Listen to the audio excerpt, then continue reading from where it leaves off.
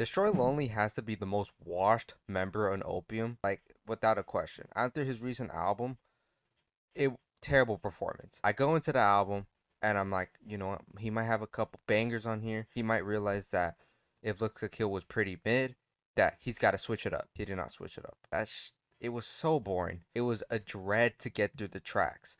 It's about 20 tracks long, and each song I'm like, when is this album gonna end? So bad I didn't even finish the album. And in my opinion, that makes you a bad album. If you're boring me, putting me to sleep, yeah, it's a wrap. You're the worst album of the year in my opinion. Is it the worst album I listened to? No. I think it was just whatever. But just because it's so boring to listen to, such a dread, it feels like a burden to listen to, which no album experience should feel that way. It's a bad album. Alright? I'm putting it next to albums like Ice Spice's album. That album was garbage. Alright? But I listened to it because content. It was garbage. And I'm just saying I would rather listen to Miles. Kendrick Lamar, Drake, Kendrick Lamar, Drake, Kendrick Lamar, Drake, Kendrick Lamar, Drake. Before I actually bump fucking this Destroy Lonely album because it wasn't great. Destroy Lonely is like the sore thumb in the mix of Opium. You got Carti going on a generational run. He recently had his Whole Lot of Red album get rated pretty high of all time on the Billboard list. Is it the Billboard list? Actually, I don't even know. Is it Pitchfork? Yeah. So, and you got Playboi Carti on a generational run. Whole Lot of Red ranked #2 at all-time list on Pitchfork. I know people want to bitch and complain about Pitchfork's ratings and everything, but come on, if people are putting Whole Lot of Red at #2 of all time this decade, it's got to mean something, right? And then you have Ben Carson on a generational run as well. A Great Chaos sold about 50K units first week off his name alone. He didn't need anyone else on there. He had Uzi on there, just like Destroy Lonely. We'll talk about his sales in a second here. And he went on a generational run, dropped the deluxe too, and the deluxe was a banger. I like the deluxe a little more because, again, it's shorter. It's short. I just like shorter albums in my opinion because these guys they make similar music over and over again to the point where I don't want to listen to it like for that long. So in this case, I would prefer a deluxe rather than a 20-track album. But I digress. Destroy Lonely though. Oh boy, his album was not my greatest listening experience because it was boring. Guy doesn't know how to switch up the flow, switch up the style. It's a dread to listen to. I think I liked one track out of the 20 that he released. And don't get me started on him releasing deluxes, volumes, and everything, trying to boost up his sales, which are inflated by the way.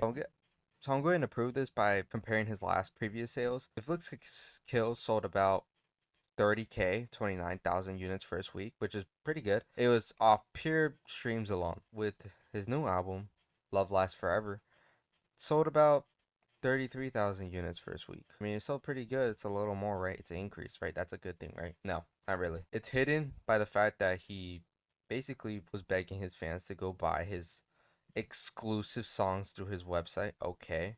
Wonder why he did that. Just why don't you just put it on the album? It's to boost up the sales. That's why he did that. Wants to increase his sales numbers.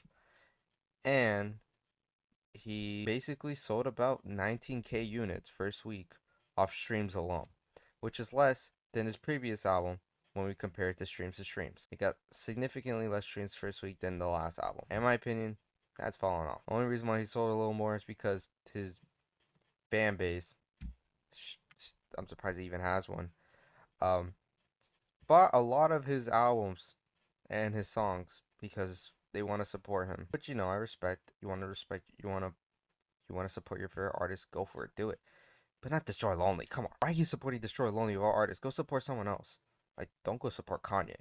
Don't get me started on that guy. But go support someone else. Go support your favorite local underground rapper. I know Destroy Lonely isn't like fully mainstream, but he's already got the co-sign by Carti. That's more than enough. More than 99% of underground rappers. All right. So in that case, respect to you, but you're a loser for fucking buying a song. Music should be free. Music pretty much is free. Subscriptions, you want to argue that's paid for? It is, yeah, but you get access to hundreds, thousands of songs. So I don't see the point of buying music in a digital era. It's kind of lame to be doing that. It's like pay-per-views still existing. Why do we still do that? We're in a streaming digital era. Why are we still doing pay-per-views? But I digress. But this album was garbage. And it's Destroy Lonely's just a sore thumb that's sticking out in Opium. He's so bad compared to Carti and Ken Carson. Like I'm why do people like Destroy Lonely? I started listening to him when If Looks Could Kill. That album sucked. This album was even worse. I don't know how people like him. He's gonna fall off 100%. His next album will 100% flop. If he doesn't get a Cardi feature, he's 1000% selling less. 1000%. Doesn't matter if he's begging his fans. He's gonna sell less. Why? Cause no one's no one's eager for more Destroy Lonely music. That's the truth of it. No one left that album thinking like, damn, I need 10 more of this. He's like Future. It's like Future's slightly better. I think Future's just as bad as Destroy Lonely, like currently, because Future does the same stuff as him, makes the same song over and over again. I could complain about Future's recent album being garbage, like Pluto Ski, Dog Water, Dog Water track. But we're not gonna hear bash Future because I can do that some other time. We're focusing on Destroy Lonely because he's washed. He's fallen off. He ain't got no hit, and no one really cares about him. No one's seeking more music from him. Not right now. That's for sure. Definitely not right now.